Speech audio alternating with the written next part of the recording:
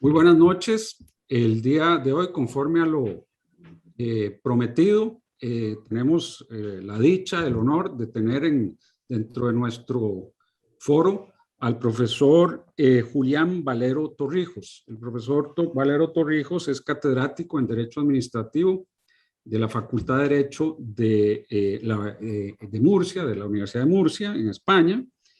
Es un destacadísimo investigador precisamente en este tema que es el objeto de nuestro foro, el procedimiento administrativo electrónico, el acto administrativo electrónico, el acto administrativo automatizado. Tiene un sinfín de contribuciones, y ya no digo escritas, sino también en foros, en videos que pueden ser compartidos.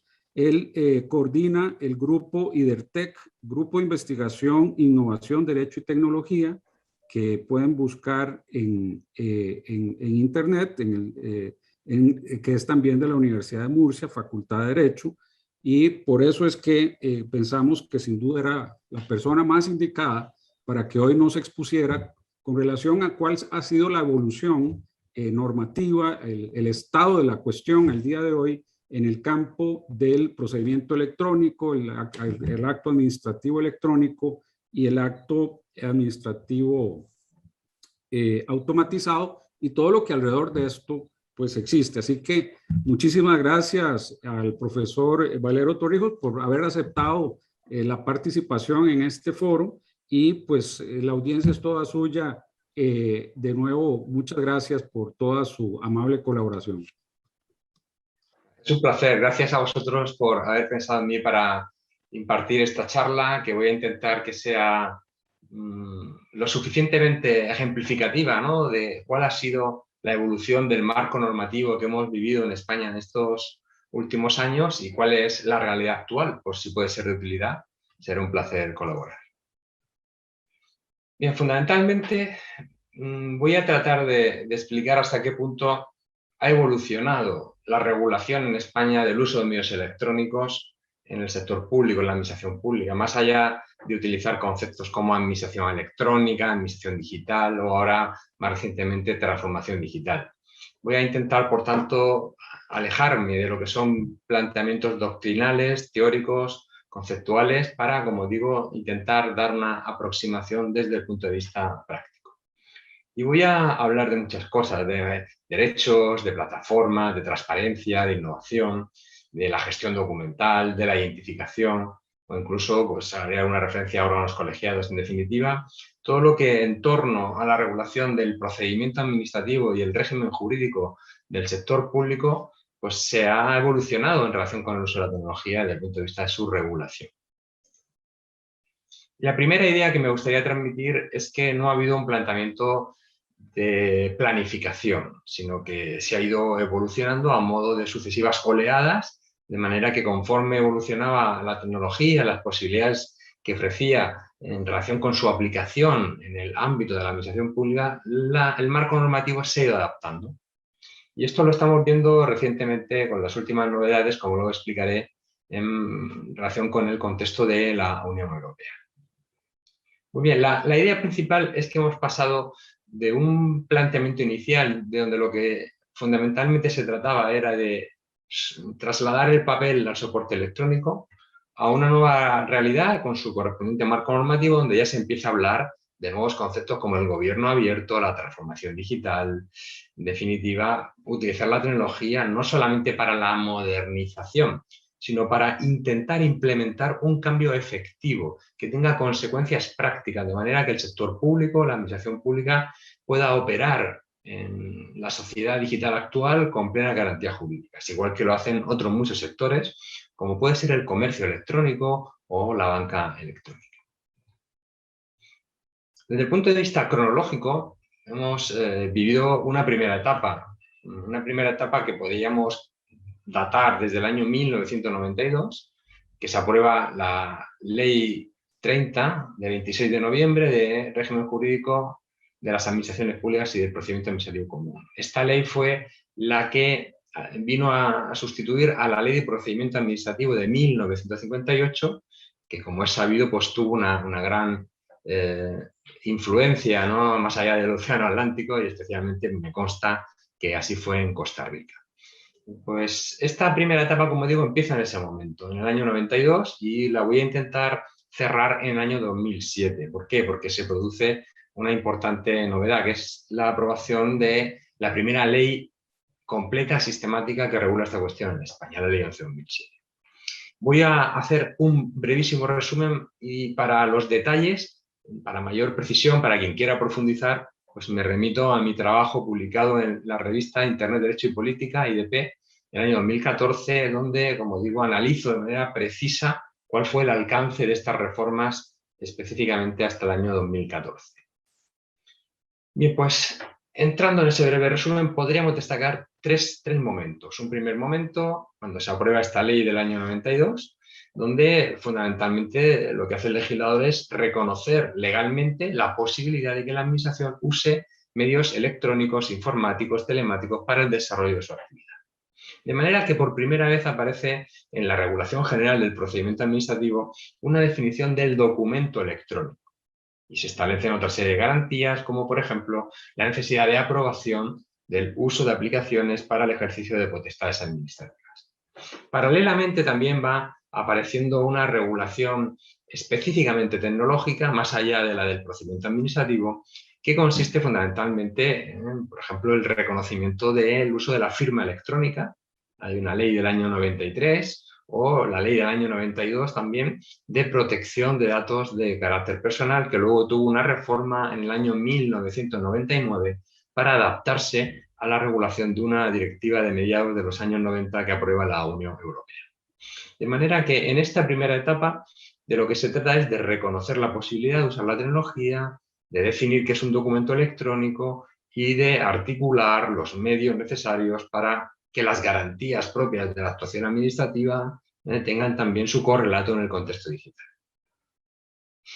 En un segundo momento, ya coincidiendo con el inicio del siglo XXI, fundamentalmente a partir del año 2001, hay una modificación de la regulación tendente a una visión más de relación, más relacional, una dimensión más telemática, podríamos decir, de manera que se regula la posibilidad de presentar a distancia, utilizando medios digitales, escritos, solicitudes, documentos, y se contempla por primera vez el denominado registro electrónico. Y también, por otra parte, se articula la posibilidad de practicar notificaciones de actos administrativos por medios electrónicos. Como digo, esta fue una importante reforma que tuvo lugar en el año 2001 de la Ley de Procedimiento Administrativo y que podemos considerar la segunda etapa dentro de este proceso, que además se refuerza con una nueva legislación sobre firma electrónica en el año 2003, que en definitiva lo que viene es a ofrecer un modelo más avanzado de esta regulación inicial de la primera etapa, que, como también decía antes, se refuerza con la Ley Orgánica de Protección de Datos del año 99, que es una evolución de la del año 92, como consecuencia, digo, fundamentalmente, de la necesidad de adaptar la regulación española a las exigencias que imponía ya la Unión Europea. Un tercer momento dentro de esta primera fase es el periodo que va entre el año 2007 y 2014. Y es un momento esencial, de estar antecedente directo de la regulación vigente a día de hoy. Y es la Ley 11/2007 de 22 de junio de acceso electrónico de los ciudadanos a los servicios públicos, donde se produce una consolidación definitiva de la administración electrónica.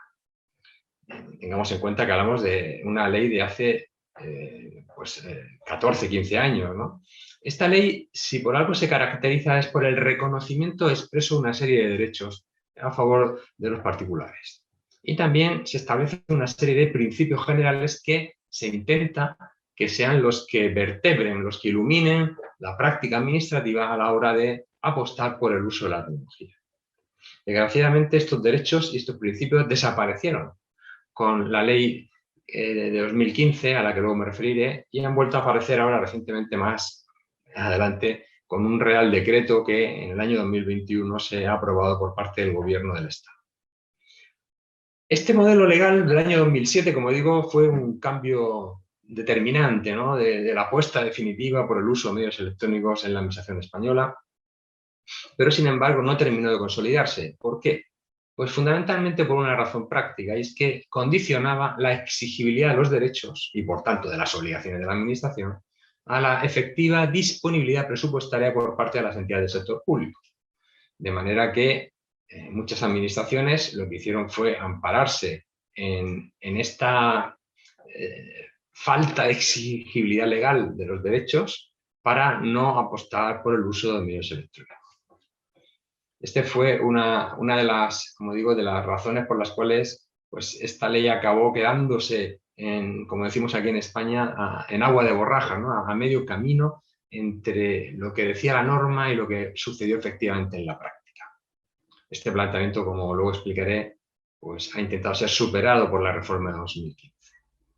Y también me parece importante destacar, aunque no voy a analizarlo ahora en profundidad, que se produce también una regulación inicial por primera vez del uso de medios electrónicos en la contratación del sector público. Hay una ley específica también del año 2007 y tenemos pues, una primera regulación del uso de esa tecnología. También, aunque no sea el objeto de mi intervención hoy, hay una ley del uso de medios electrónicos en la misión de justicia en esta época, en el año 2011, de manera que esta es la etapa de la consolidación de la regulación legal del uso de la tecnología en el sector público. Y vamos ahora al marco normativo vigente. Hecha esta sucinta explicación de cómo ha evolucionado la normativa, procede ahora que me centre, y así lo haré en el resto de mi intervención, en cuál es el alcance de la reforma que se produce en España en el año 2015. Una reforma que básicamente consiste en la aprobación de una ley de procedimiento administrativo y una ley de régimen jurídico del sector público, intentando ofrecer una regulación distinta en función de que nos encontremos en el ámbito de la actuación administrativa formalizada con dimensión externa, la ley de procedimiento, o por el contrario, más bien, una actuación de carácter interno a través de regulación de órganos, principios, estructuras administrativas, que justifica la llamada Ley de Régimen Jurídico del Sector Público, la Ley 40/2015. Este, como digo, es el marco normativo en el que me voy a centrar a continuación, que tiene como objetivo principal que se apueste definitivamente por el uso de medios electrónicos. Y en concreto, establece una obligación legal inequívoca e incondicionada, de manera que, en principio, todos los actos administrativos se producirán, dice la ley, por escrito a través de medios electrónicos, salvo que su naturaleza exija otra forma más adecuada de expresión y constancia. Es decir, salvo necesidades ineludibles, con carácter general, todos los actos administrativos en España a día de hoy se deberían generar por medios electrónicos, lo cual no siempre sucede en la práctica, pero lo cierto es que poco a poco se va consolidando esta medida. Con la idea de facilitar la estructura y el seguimiento de la ponencia, voy a intentar agrupar todas las cuestiones que establecen estas leyes en una serie de epígrafes de carácter general. El primero de ellos se va a referir al estatuto jurídico de los interesados, cuáles son sus derechos, obligaciones, etc. La primera idea es que la Ley 39/2015 reconoce la posibilidad de actuar a través de una persona que represente al interesado. Y esa representación se podrá otorgar por medios electrónicos y la ley establece la necesidad de que todas las administraciones públicas tengan un registro electrónico de apoderamientos, que incluso estarán interconectados con los registros mercantiles de las personas jurídicas, de las sociedades mercantiles, el registro de la propiedad, incluso con los protocolos notariales, ya que la figura del notario en España tiene una enorme importancia a la hora de otorgar poderes de representación. Por tanto, la primera idea es que se apuesta por un modelo avanzado de representación con un registro de apoderamiento que se gestiona por medios electrónicos y que, sin perjuicio de una serie de dificultades de carácter práctico, ¿no? Por la dificultad que supone la incorporación interconectada de todos los sistemas públicos, pues ofrece pues, un modelo que ya no consta simplemente en la presentación del documento de representación, sino que la administración puede hacer una comprobación en el registro y esos asientos registrales tienen una duración en principio máxima de 5 años que se pueden renovar. En definitiva, se simplifica enormemente lo que es la gestión documental de la representación cuando se utilizan medios electrónicos. Siguiendo con el Estatuto de los Interesados, el legislador ha establecido una serie de derechos y obligaciones. Y fundamentalmente me gustaría destacar la obligación del uso de medios electrónicos. En ciertos casos, Y aquí ya hay bastante sentencia, una jurisprudencia ya cada vez más consolidada, que en relación con la obligación de las personas jurídicas de utilizar medios electrónicos en sus relaciones con la administración. De manera que, en teoría, cualquier asociación, cualquier empresa, cualquier fundación, en definitiva, cualquier persona jurídica está obligada legalmente a utilizar medios electrónicos cuando se relaciona con cualquier administración. También lo están los profesionales, de manera que quien ejerce la abogacía, asesores, etcétera, tienen obligación legal de relacionarse con la administración por medios electrónicos cuando están representando a un particular. E incluso reglamentariamente, no ya por exigencia legal directa, sino a través de una norma de carácter reglamentario, el legislador habilita a que se puedan establecer supuestos adicionales para ciertos colectivos de personas físicas que tengan garantizado el acceso a este tipo de herramientas. Y de hecho, en uso de esta habilitación es frecuente, por ejemplo, que se establezca el uso obligatorio de medios telemáticos para poder participar en procesos selectivos de acceso al empleo público. En las oposiciones de funcionarios, en España, en principio, en algunos ámbitos, casi todos ya es una tendencia, se está empezando a obligar a utilizar medios electrónicos para poderse inscribir, para poder pagar, en definitiva, para participar en los procesos. No hablo ya del desarrollo de las pruebas, sino de lo que son los trámites para poder participar. De manera que esta obligación lo que ha planteado es la necesidad de establecer reglas específicas de subsanación. ¿Qué sucede en el supuesto en el que la persona obligada no utiliza el medio electrónico y se dirige presencialmente a una oficina de asistencia en materia de registro para presentar en papel esa solicitud, ese escrito, esa reclamación? Pues en estos casos el legislador, su artículo 68, apartado cuarto, establece que habrá que subsanar ese incumplimiento y establece una regla en cuanto a la fecha de presentación que debe considerarse válida. Y hay alguna sentencia sobre esta obligación legal del Tribunal Supremo incluso, que ha intentado poner cierta claridad desde el punto de vista de la seguridad jurídica en la aplicación de esta previsión legal.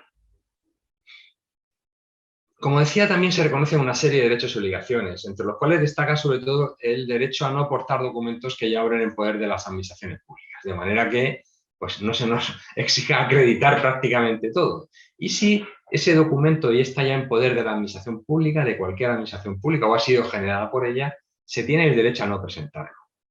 Ese derecho, claro, tiene un reverso de la moneda, y es que, salvo que haya una oposición justificada por parte del particular, la administración podrá consultar en las bases de datos que correspondan la información necesaria para tramitar el procedimiento. Esto tiene su correlato en la regulación de la Ley 40/2015, el artículo 155, que contempla el deber, la obligación por parte de las administraciones públicas de permitir al resto de las entidades públicas el acceso a sus bases de datos cuando esa información sea precisa, sea necesaria para el ejercicio de sus competencias. Y tenemos desarrollado, coordinado por la Administración General del Estado, pues un sistema interconectado de redes públicas a través de la red SARA que permiten el intercambio seguro de información que se precisa para la tramitación de los procedimientos administrativos. Que incluso la Ley Orgánica de Protección de Datos, la más reciente, del año 2018, contempla la posibilidad de que las administraciones públicas puedan realizar actuaciones de verificación de aquellos datos necesarios para la tramitación de los procedimientos administrativos. En definitiva, este derecho, que es un derecho quizá excesivamente formalizado, pues se intenta darle una dimensión más práctica, más dinámica, más funcional, de manera que no se estén pidiendo continuamente los documentos al particular, sino que sean las administraciones públicas quienes hagan el esfuerzo. Es un gran desafío, como se pueden imaginar, el esfuerzo de coordinarse para tener sistemas interconectados de acceso a la información. Vamos a dejar ahora el estatuto jurídico de los interesados y vamos a dar un paso más. Vamos a hablar de algunas herramientas de comunicación.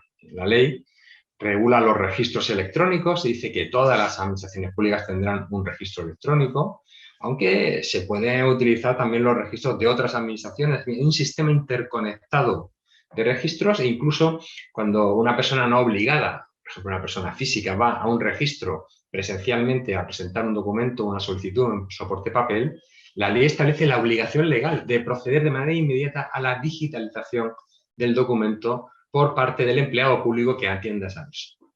De manera que el régimen de los registros es un régimen bastante avanzado. Como digo, ya hay una regulación inicial en el año 2001, está muy evolucionado y se establecen reglas, por ejemplo, para cuando hay una incidencia técnica, el registro deja de funcionar, bien por un colapso, por un problema técnico, por cualquier tipo de incidencia, establece un régimen que permite la ampliación de los plazos siempre que no estén vencidos con una serie de reglas, ¿no? Una serie de requisitos, una serie de limitaciones y condiciones. Y la otra parte de la redacción telemática, ¿no? También se contempla la posibilidad del uso de medios electrónicos en la práctica de las notificaciones. De manera que desde el año 2015 el uso de medios electrónicos en la práctica de la notificación es la regla general. Incluso cuando no exista una obligación de utilizar medios electrónicos, recordemos que las personas jurídicas, en teoría, todas sus notificaciones serán telemáticas. Digo que como cuando no existe una obligación de practicar telemáticamente la notificación y el cartero va a nuestro domicilio a entregarnos una notificación, la administración, insisto, aunque haya una práctica presencial de la notificación, la administración está obligada a poner la notificación a través de la sede electrónica para que se pueda hacer una descarga online.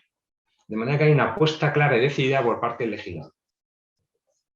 Y ese uso de medios electrónicos, que para la práctica de la notificación, requiere que ésta tenga lugar o bien en la dirección electrónica habilitada, que es un entorno seguro, o en la sede electrónica de la respectiva administración. De manera que lo que se establece como garantía adicional es que se envíe un aviso informativo para que se pueda proceder a la descarga. En otras palabras, no estamos hablando de que las notificaciones se van a producir por correo electrónico, no, sino por entornos seguros, ya sea la dirección electrónica habilitada o ya sea la sede electrónica correspondiente. El aviso informativo, por tanto, tiene un carácter complementario, de manera que el hecho de que no se avise no tiene eficacia invalidante.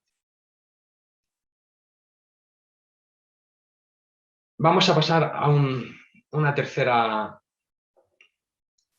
cuestión, que es los requisitos de los actos y los documentos administrativos. Hemos explicado el Estatuto General, hemos explicado cómo se relaciona la administración con los particulares, ahora vamos a explicar la gestión documental. Como decía anteriormente, es la gran novedad de la ley, todos los actos administrativos, en principio, salvo que se exija otra forma más adecuada de expresión y constancia, se van a producir por medios electrónicos. De manera que, en principio, no debería existir el soporte papel. También se contempla una regulación específica para las actuaciones automatizadas, que está en el artículo 41 de la Ley 40/2015, es continuamente que hace referencia a una ley a otra. Hay que tener claro, por tanto, dónde se encuentra qué aspecto, por si lo queremos comprobar. Y se establece una regulación, como digo, de la actuación automatizada que parte de una definición que exige que no se haya producido la intervención directa de una persona física y que es una norma que tiene carácter básico, se aplica a todas las administraciones públicas, establece una serie de requisitos y de garantías. Y también se regula en el artículo 155, como antes comentaba, de la Ley 40/2015, la sustitución de lo que es la aportación documental por las transmisiones electrónicas de datos entre administraciones públicas. Por tanto, tenemos una plena consolidación del uso de medios electrónicos en la gestión documental. Se regulan asimismo los documentos en soporte electrónico y se establece una serie de requisitos de validez en la Ley 39, en el artículo 27, y entre otras obligaciones debe incorporar cualquier documento administrativo electrónico una referencia temporal o los metadatos necesarios que se establezcan en cada caso. En fin, hay una regulación bastante exhaustiva que incluso establece reglas específicas para cuando estemos utilizando documentos en soportes distintos. Por ejemplo, ¿qué sucede cuando un original está en soporte papel y hay que digitalizarlo, o al revés?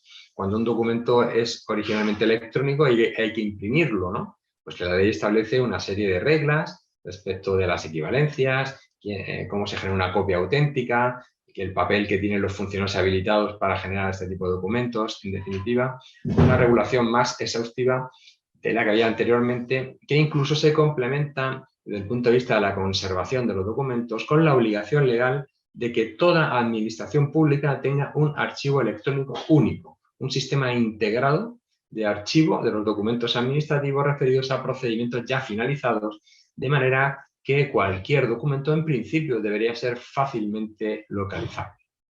Partamos, por tanto, de que no solamente existe una obligación de generar los actos y documentos en soporte electrónico, sino también, por supuesto, una correlativa obligación de conservación en soporte electrónico de los actos y los documentos.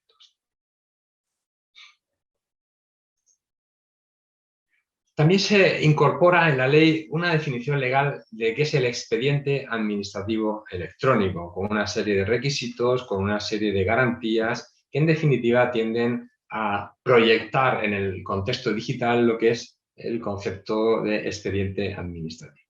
Y así, artículo 70 de la Ley de Procedimiento Administrativo se entiende por expediente administrativo el conjunto ordenado de documentos o actuaciones que sirven de antecedente y fundamento a la resolución administrativa y tendrán en principio formatos electrónicos.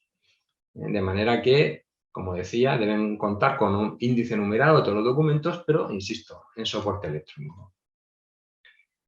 Y de hecho, lo más interesante de esta definición legal es la perspectiva negativa de que no formará parte del expediente según el apartado 4 de este artículo. Pues aquella información que tenga carácter auxiliar o de apoyo, como la contenida en aplicaciones, ficheros y base de datos informáticas, notas, borradores, opiniones, resúmenes, comunicaciones e informes internos. Ahora bien, de esta definición legal de expediente administrativo y sobre todo de la exclusión que hace el artículo 74, es importante señalar que el Tribunal Supremo, en un auto del año 2018, de junio de 2018, ya se ocupó de interpretar el alcance de este precepto, de manera que si esa información que no consta en el sistema propio de la administración, sino que está en ficheros, bases de datos informáticas, es relevante para el objeto del procedimiento, se entiende que no se podrá excluir el derecho de acceso del particular a tales datos. Es una interpretación, por tanto, tuitiva para impedir que se genere indefensión por parte de la administración a la hora de impedir el acceso a ciertos datos que, insisto, pudiera considerarse que no forman parte del expediente.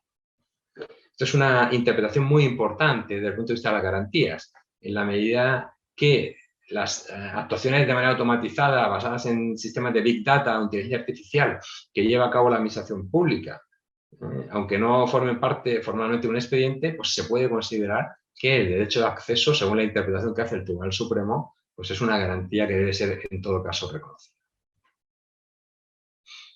Pasamos ahora a hablar de una de las garantías principales que establece la ley respecto de los documentos electrónicos, y es el uso de la firma electrónica. Y podemos distinguir una dualidad, por una parte la perspectiva del ciudadano, la perspectiva de la administración, y al mismo tiempo distinguir lo que son, siguiendo la ley, lo que son sistemas de identificación del ciudadano, donde se contempla el uso de firmas, sellos, claves concertadas, y luego está el uso de firma electrónica, de manera que la ley establece como regla general que solo se podrá obligar al uso de firma electrónica en ciertos casos.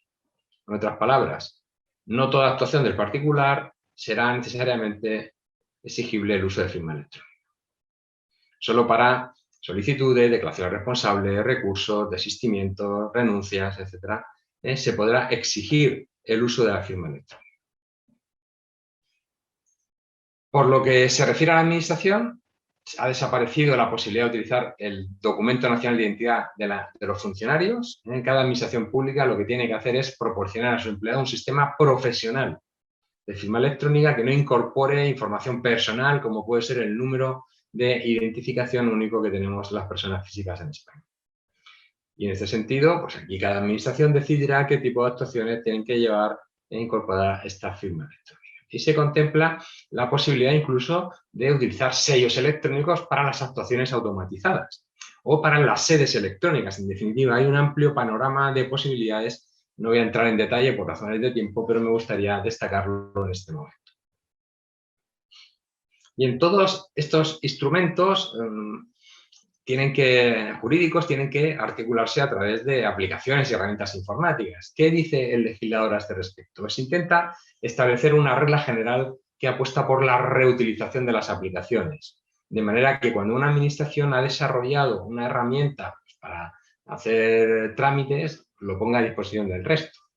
Y se crea un directorio que gestiona la Administración General del Estado para que se puedan conocer cuál es el listado de herramientas y aplicaciones disponibles para ser reutilizadas por parte del resto de las administraciones públicas. Hay un directorio que debe ser consultado obligatoriamente antes de proceder a comprar un nuevo sistema o a la hora de desarrollar con medios propios un nuevo sistema. En definitiva, se trata de plantear un uso eficiente de los recursos ya disponibles, y esta decisión, además del legislador, pues, puede tener un alcance respecto de la potestad de autoorganización de las administraciones públicas, en la medida en que se les puede obligar o no a utilizar esa información, y ya ha sido objeto de una sentencia del Tribunal Constitucional muy importante que ha establecido en qué condiciones y de qué manera se podría plantear la aplicación práctica de esta previsión legal.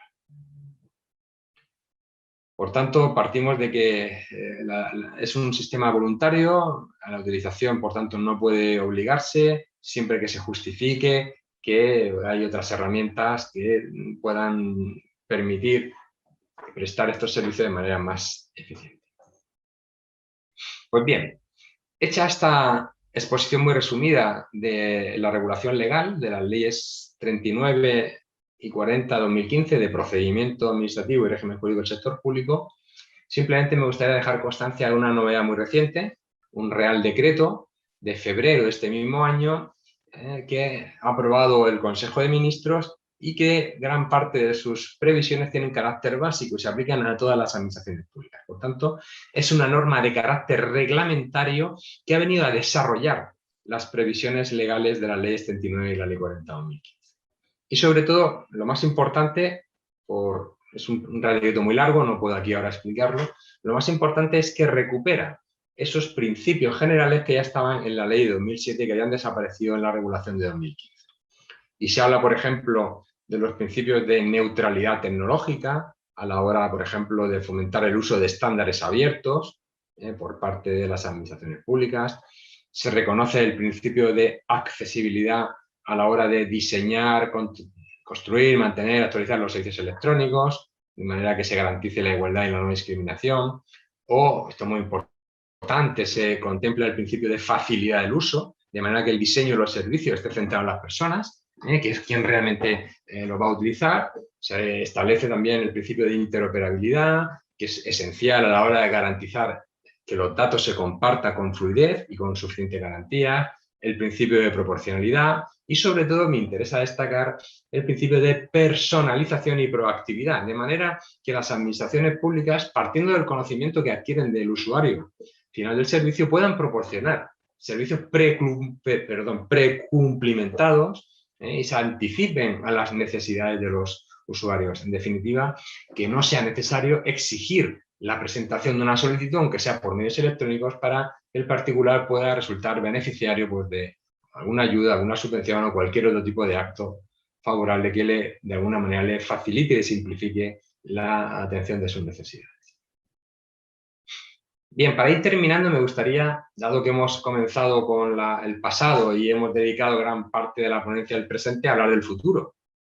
¿Cuál es el futuro más inmediato que estamos empezando ya a construir jurídicamente en España? A nivel incluso normativo, insisto, pues hablaba de la proactividad, ¿no? Sin necesidad de tener que pedir una solicitud, que tengamos servicios precumplimentados. Esa personalización, es decir, que los servicios no solamente sean proactivos, sino que la administración, en base al uso sistemático de información que tiene de cada persona, le pueda ofrecer una alerta, por ejemplo, para pagar un tributo, si sabe que es propietario de un bien inmueble. En definitiva, no solamente proactividad, sino también personalización. Estamos en un momento importante de simplificación y rediseño de los procedimientos, que sin duda, en mi opinión, es una de las premisas imprescindibles para hablar efectivamente de transformación digital. Estamos en un momento también muy importante de automatización de las actuaciones administrativas. Cada vez más son numerosos los ámbitos en los que ya la actuación administrativa se produce sustancialmente de manera automatizada. Por ejemplo, la gestión de las multas de tráfico desde hace ya mucho tiempo, y ya se está empezando a dar un paso más con relación al uso de sistemas de inteligencia artificial. En definitiva, esa automatización de la actividad administrativa sin interrupciones, en base a criterios de interoperabilidad, pues es una realidad que poco a poco se va imponiendo en el día a día de las administraciones españolas, que además ahora se están viendo abocadas a plantearse el uso de nuevas tecnologías muy disruptivas, como puede ser el caso de blockchain. Y ya existen ejemplos prácticos de aplicación de esa tecnología, por ejemplo, en el ámbito de la contratación del sector público. Ya se ha puesto en marcha un procedimiento con esta tecnología. Se están utilizando cada vez más sistemas de inteligencia artificial para todo tipo de actuaciones administrativas, incluso actos desfavorables, evaluación del riesgo en actuaciones policiales. Ya es cada vez más frecuente utilizar este tipo de herramientas. Y, por supuesto, el Internet de las cosas, ¿no? Ya no solamente nos conectamos las personas físicas a través de nuestros dispositivos, sino que se conectan los objetos. Y en entornos urbanos de ciudades inteligentes, esta es una importante novedad, ¿no? El 5G ha venido para quedarse y sobre todo para dar soporte a este tipo de proyectos. En fin, si tuviese que destacar una línea principal del marco normativo que se está desarrollando en España ahora mismo, es la influencia del espacio europeo de los datos. La Unión Europea está obligando a los Estados miembros, a los 27 Estados miembros y a España en concreto, por tanto, a dar un paso más, de manera que los datos se conviertan en el eje de la gestión, en este caso de las administraciones públicas. Si tenemos una estrategia europea de datos que pretende abrir incluso los datos para que con las debidas garantías jurídicas pues puedan reutilizarse en el contexto del gobierno abierto por sujetos privados con fines comerciales o para desarrollo de aplicaciones de control, de rendición de cuentas. En definitiva, un planteamiento general del uso de los datos del sector público con fines, insisto, de reutilización. Tenemos también un Reglamento General de Protección de Datos del año 2016 que entró en vigor en 2018 y que, como va a ser objeto de otra ponencia dentro de este ciclo, pues no voy a entrar en él, pero sí que me gustaría destacar que la Ley Española de Protección de Datos ya tiene una importancia cada vez menor, porque lo que es aplicable directamente es el reglamento. El reglamento de la Unión Europea es una norma jurídica, insisto, de aplicación directa. Pues en materia de datos de carácter personal hay una regulación uniforme en toda la Unión Europea que se aplica en España y específicamente con relación a la administración electrónica. También tenemos una directiva del año 2019 de datos abiertos y reutilización de la información del sector público, que es una normativa ya de tercera generación que intenta apostar definitivamente por la apertura de los datos en el nivel de la Unión Europea en todos los estados. Y hay también un borrador ya de Ley de Gobernanza de Datos que se hizo público hace un año aproximadamente y que previsiblemente a lo largo del año 2022 será objeto de aprobación definitiva. De manera que, insisto, la apuesta por los datos, esa estrategia europea de los datos es uno de los vectores más importantes que hay en este momento en la evolución del marco normativo en España en concreto, pero también en el ámbito de la Unión Europea.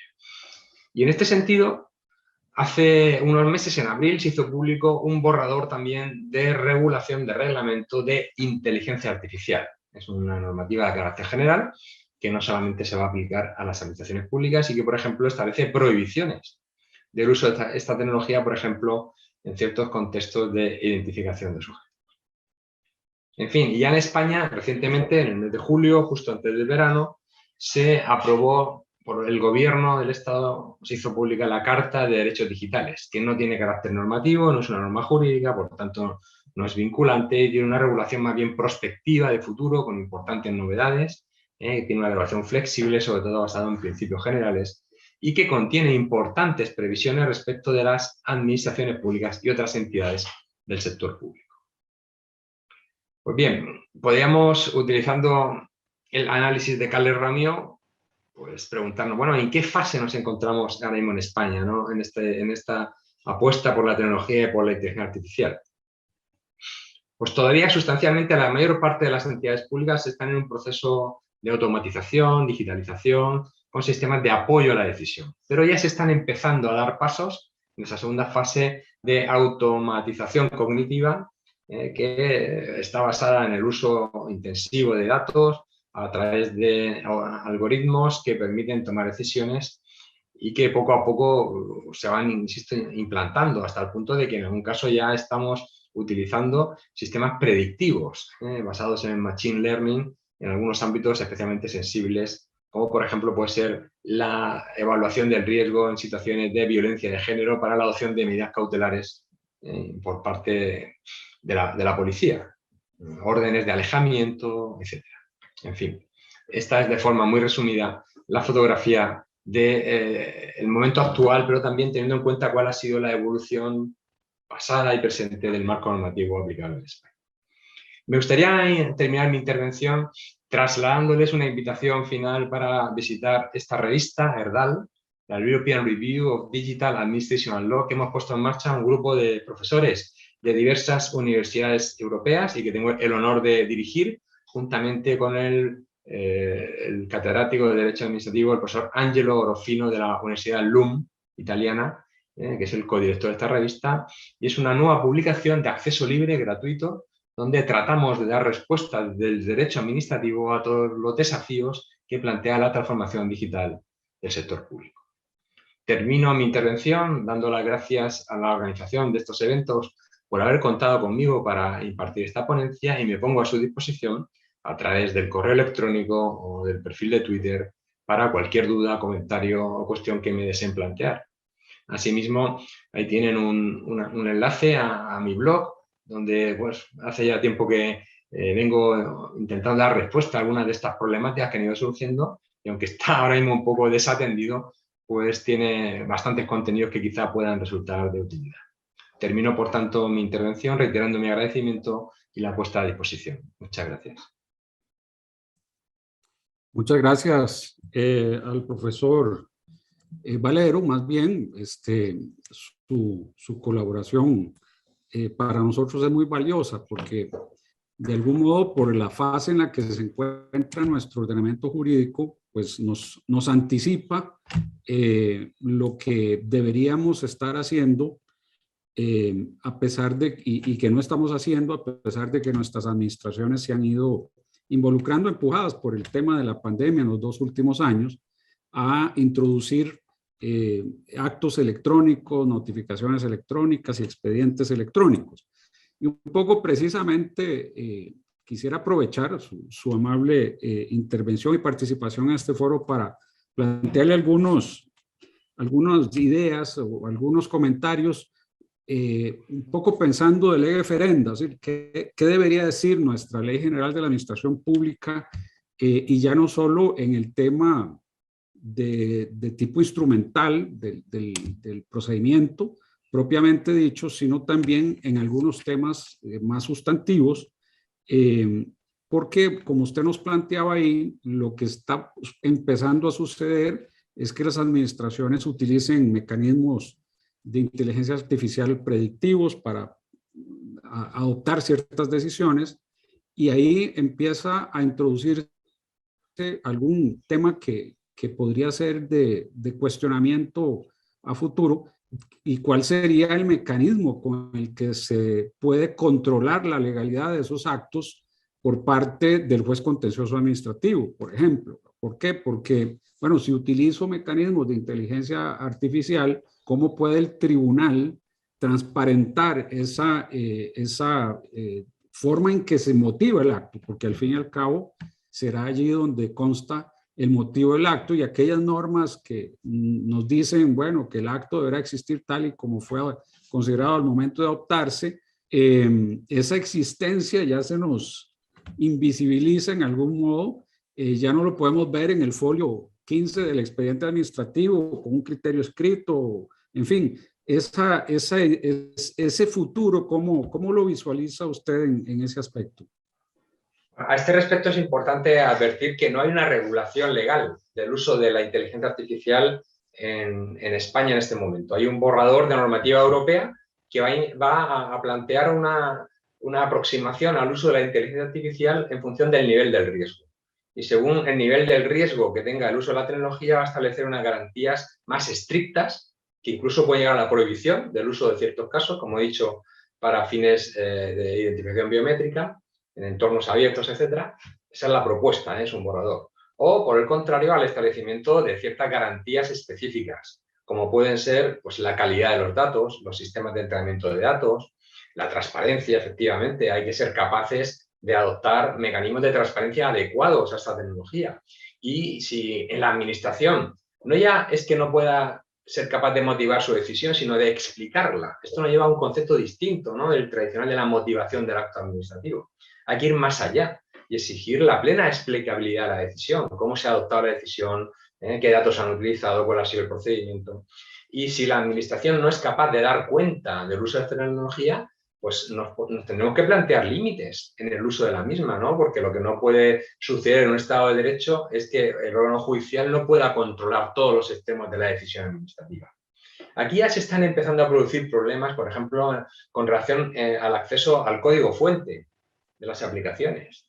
En España todavía no hay ninguna sentencia, pero sí ha habido decisiones de los órganos administrativos de control en materia de transparencia, Consejo de Transparencia, que están empezando a plantear esta tensión. Sí que es verdad que en algún otro estado de la Unión Europea, por ejemplo en Italia, sí que es verdad que ha habido ya alguna decisión judicial, pero el gran desafío es garantizar, como bien indicaba, que la transparencia de la actuación administrativa permita controlar judicialmente las decisiones que se adopten por esta vía.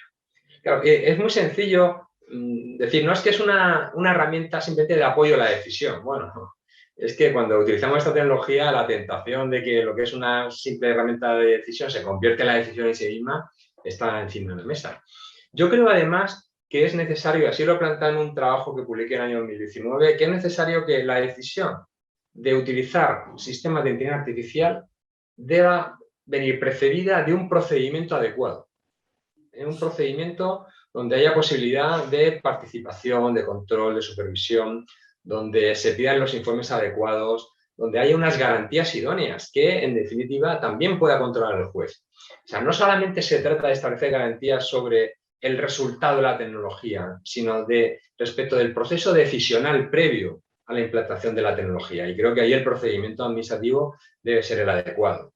En definitiva, se percibe una creciente utilización de esas tecnologías, pero todavía el marco legal vigente en España no es lo suficientemente maduro, ¿no?, para exigir, por ejemplo, la aprobación formal de las aplicaciones que se utilicen, que esta es una garantía que estaba inicialmente en el año 92, en la Ley de Procedimiento Administrativo, y que desapareció en el año 2007 y ahora mismo no está vigente. No hay una obligación legal por parte de las administraciones españolas con carácter general de aprobar formalmente el uso de las aplicaciones informáticas que utilicen para ejercer sus potestades, lo cual es una falta de garantía evidente, que curiosamente sí existe en el ámbito tributario. La ley tributaria española sí que establece esta obligación. Pero, como en definitiva podemos comprobar, estamos en un momento de transición. La ley 39 y la ley 40 de 2015 se han dictado pensando en planteamientos más convencionales, más tradicionales del uso de la tecnología. Pero este tipo de supuestos, como puede ser blockchain, inteligencia artificial, etcétera, todavía están sin afrontar desde el punto de vista de su regulación legal.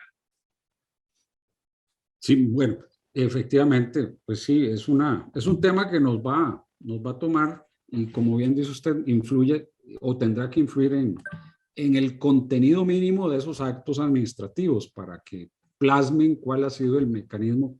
Y lo pienso un poco por las limitaciones que, a propósito de la pandemia, hemos tenido en nuestro país y creo que en el mundo. Por lo menos acá en nuestro país no ha habido suficiente transparencia de cuáles son, que creo que ha incidido algún análisis de predictivo mediante inteligencia artificial de, bueno, cuál es la predicción del comportamiento de la pandemia y en función de eso establezco limitaciones al tránsito, en fin, a otro tipo de ejercicio de libertades, y es un tema muy, muy sensible que no, por lo menos en nuestro país siento yo que no ha tenido esa transparencia porque la administración no se ha sentido obligada a incluir dentro del motivo de esos decretos ejecutivos y el contenido, pues cómo llega a la conclusión. Espero yo que haya algún análisis de ese tipo y no sea menos. Me temo, querido Aldo, que ha sido un déficit general, ¿no? Aquí ha pasado exactamente igual. Yo creo que una de las enseñanzas de la pandemia ha sido esa, ¿no?, de que la administración tiene que ser mucho más transparente y tenemos que exigirle cada uno de su ámbito, a nivel judicial, a nivel académico, a nivel ciudadano, ¿no?, esa transparencia. Porque la tecnología conlleva un elemento de opacidad adicional y si no somos capaces de exigirle a la tecnología que sea transparente, con una mínima transparencia, evidentemente, con un modelo de transparencia adaptado a la singularidad de esa tecnología, pues tendremos un retroceso en los derechos y libertades, un avance en la tecnología, pero a cambio un retroceso que yo creo que como juristas no debemos tolerar. En ese Sin duda. sentido se puede plantear, no es que hay empresas que desarrollan software de inteligencia artificial que tienen derechos de propiedad intelectual. Bueno, pues establezcamos medidas o modelos de transparencia adecuados. O a lo mejor tendrá que renunciar la empresa, ¿no?, a cierto nivel de garantía si quiere contratar con la administración pública, lo cual también es un arma de doble filo, ¿no?, porque Así es. se puede desincentivar a que las empresas más punteras trabajen con la administración, pero lo que no se puede tolerar es que la tecnología esté por encima del derecho. Exacto. Hay otro tema que no quiero quitar mucho tiempo, pero tampoco quiero desperdiciar la oportunidad de tener este intercambio, que es una preocupación que he venido teniendo en lo personal, porque en mi práctica profesional de pronto recibo notificaciones, por ejemplo, de la Dirección de Geología y Minas, de la Dirección de Aguas, del Ministerio de Ambiente y Energía, que tienen, y de la Secretaría Técnica Nacional Ambiental, que tomaron la decisión de digitalizarse de un momento a otro, empujadas mucho por la pandemia, y ponen al final de sus resoluciones la única forma de comunicarse con la administración en adelante será mediante la plataforma electrónica. Y bueno, pues uno, dichosamente, y nuestros clientes en la firma no tienen, los geólogos y los profesionales no tienen tanta dificultad porque tendremos firma digital, tendremos acceso a Internet, pero hay una enorme brecha digital, ¿verdad? No toda la población tiene ese acceso a una firma digital, a incluso acceso a Internet. Y de algún modo esa decisión de las administraciones, me pongo a pensar, bueno, está impactando el ejercicio del derecho de petición, fundamental, un derecho fundamental. Si el administrado no tiene esos instrumentos, ese acceso a esa tecnología, pues cómo ejerce su derecho de petición, ¿verdad? Entonces, desde el punto de vista del derecho del particular de ejercer ese derecho fundamental de petición y pronta respuesta, que así le denomina nuestra Constitución, cuando existe esa brecha digital, pues uno siente esa preocupación. Y cuando veo que en el modelo español se dice todo va a ser digital, todos los actos deberán ser digitales, ¿cómo remediar? Porque en España habrá de haber también brecha digital, quizá menor a la nuestra, pero la habrá. ¿Cómo remediar? ¿Cómo contribuir para que eso no signifique que quienes están fuera de la tecnología no tengan acceso a las administraciones? Vale, el modelo legal en España es el siguiente. Hay determinados supuestos en que hay una obligación legal, indiscutible. Lo manda la ley, por tanto, no hay margen de discusión.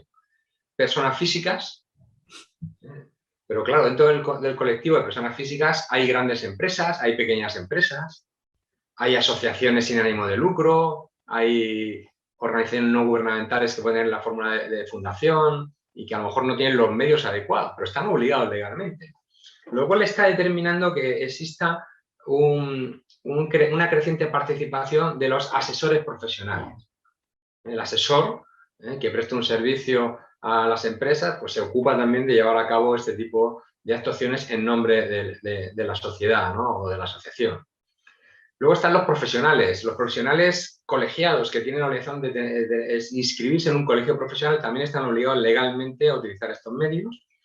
Y en tercer lugar están los empleados públicos. Quienes trabajamos en el sector público tenemos una obligación legal de utilizar estos medios, pero porque nos proporciona la propia administración las herramientas para poder acceder a los servicios. Entonces, ¿qué sucede con las personas físicas? Las personas físicas tenemos el derecho a utilizar un medio u otro según queramos.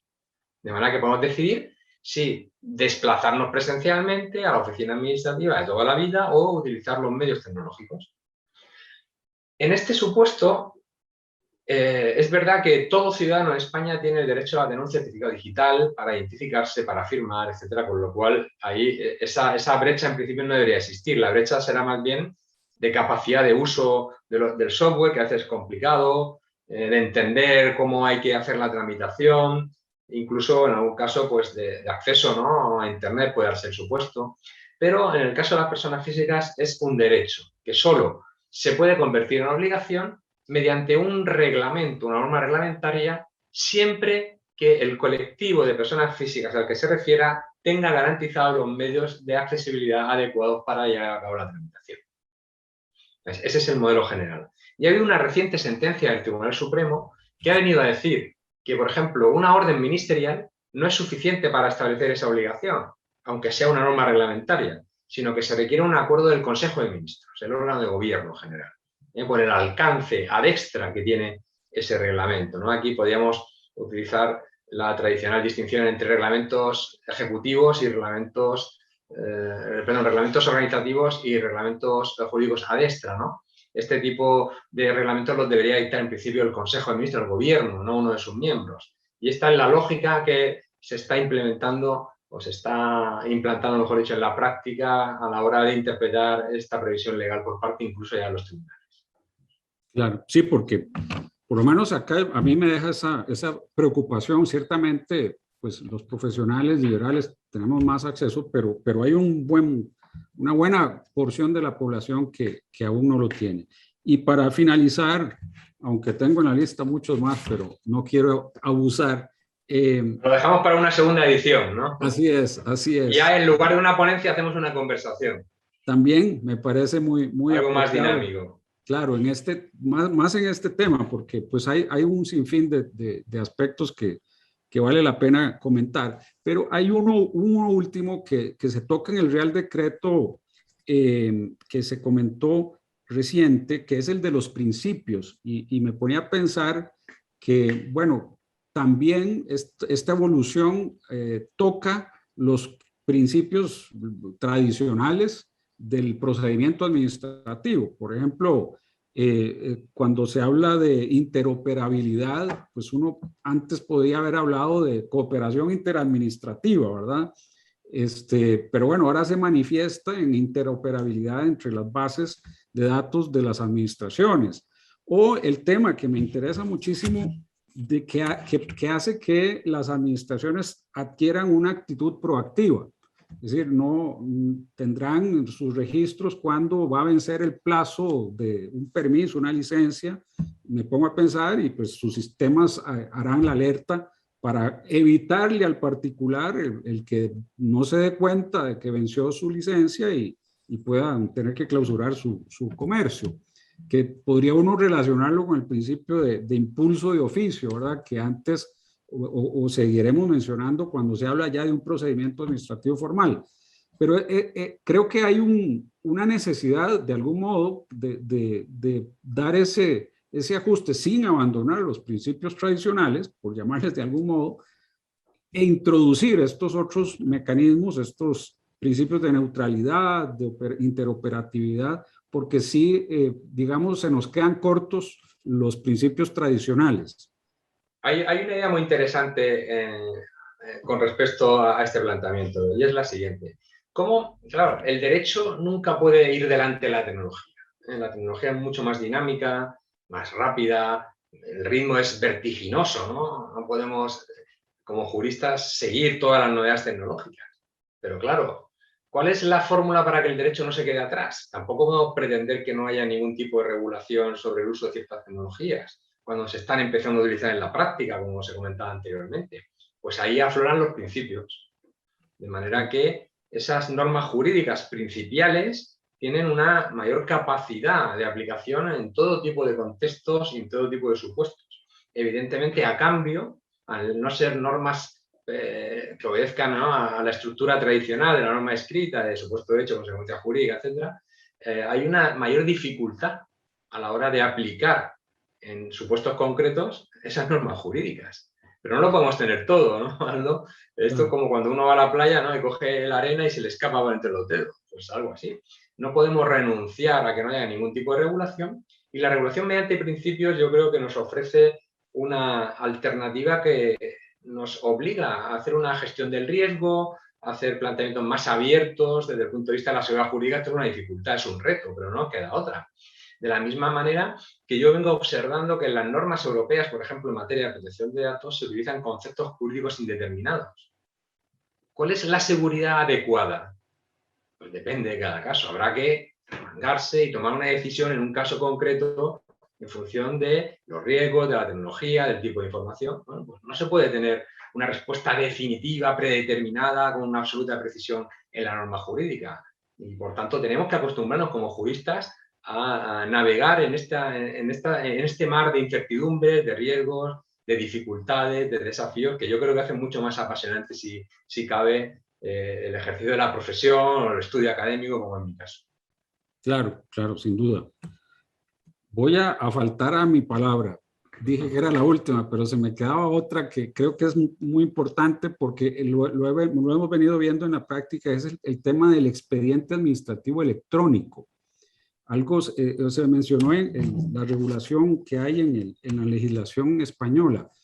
En nuestro medio hemos tenido el problema que en la práctica, por ejemplo, en materia de contratación administrativa es básicamente imposible generar un documento electrónico de todo el trámite de un procedimiento, pues se hace en una plataforma que se llama SICOP y la verdad es que no se puede hacer lo que tradicionalmente hacíamos de un expediente del folio 1 al folio 200 o 300.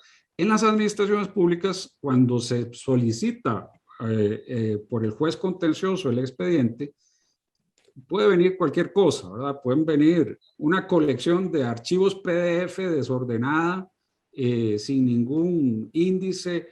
Entiendo que me parece haber leído, pero luego cuando quise rescatar el dato no lo he podido encontrar, que el Tribunal Supremo Español algún pronunciamiento tuvo en cuanto a este tema de cómo debería existir a mi juicio, un único formato accesible. Claro, ahí la aproximación del derecho español es la siguiente. Hay una definición legal de qué es el expediente electrónico con una serie de garantías. Una de esas garantías, esto lo puedes encontrar fácilmente en Google, Ley de Procedimiento Administrativo, artículo 70. Establece un listado de garantías. Entre ellas, pues tiene que haber pues, un índice enumerado de los documentos, etc. Con lo cual, esa es la garantía de completud, ¿no? El expediente, etc. ¿Qué sucede? Que el Tribunal Supremo se vio obligado a pronunciarse en relación con el alcance de la exclusión de lo que no se entiende como parte del expediente administrativo. Porque el legislador creo que fue excesivamente rigorista y se hizo un traje a la medida para la administración, ¿no? Al decir, bueno, esto no forma parte del expediente, información que conste en otras bases de datos, que esté no sé dónde. Claro, el Tribunal Supremo tuvo que poner un límite. Oiga, si esa información es relevante para el ejercicio del derecho a la defensa, hay que garantizar la accesibilidad, porque si no se está vulnerando un derecho fundamental. Y esa es la tensión, ¿no? Entre, por una parte, una mayor dispersión de los datos, ya no están concentrados físicamente en una carpeta, sino que están en sistemas de información. Y, por otra parte, que esa dispersión no acabe convirtiéndose en una limitación o incluso privación de derechos fundamentales al particular. Y ese es el planteamiento, ¿no? Porque además, con el tema de la inteligencia artificial nos vamos a encontrar con tratamientos basados en Big Data, en uso intensivo de información, que tienen lugar al margen de un procedimiento. Y que incluso el resultado de ese tratamiento es el que puede determinar que luego se inicie el procedimiento. De manera que si focalizamos los derechos con un objeto centrado en el expediente administrativo, podemos tener un problema. Porque si el tratamiento de los datos está teniendo lugar antes de que se inicie el procedimiento administrativo, pues luego no vamos a poder justificar un derecho de acceso al expediente como derecho instrumental del derecho de fondo, ¿no? Que se esté solventando en el procedimiento. Y esto puede ser un auténtico problema. De manera que tenemos que tener una visión funcional, dinámica, más amplia, ¿no? De lo que son las garantías tradicionales. Y esto es lo que ha venido a hacer ese auto del Tribunal Supremo de junio de 2018. Muy bien, excelente. Aquí me detengo para no abusar. Muchísimas gracias, Julián, por este tiempo que nos has regalado, porque la verdad es que, como lo explicaba, es una coyuntura muy particular la que tenemos, donde las administraciones han sido empujadas a la digitalización y bueno, la normativa se ha quedado corta, por supuesto, la situación ha sido intempestiva, digámoslo así, pero bueno, es el momento de empezar a un poco a meditar de qué debería decir nuestra normativa, y pues esta exposición de la evolución del caso español pues es bastante útil para quienes estamos tras ese tras esa tarea. Así que muy agradecido por el tiempo dedicado, también por habernos contribuido a conseguir una expositora en el tema de datos, que es la exposición final. Y pues por supuesto no prometo que sea la última invitación. Estaremos pronto en contacto para hablar, por ejemplo, de contratación administrativa electrónica, que nuestra reciente ley de contratación pública la impulsa aún más de lo que ya hoy día tenemos. Así que muchísimas gracias, muy agradecido por todo este tiempo dedicado a nuestro foro. Ha sido un placer. Un saludo. Gracias.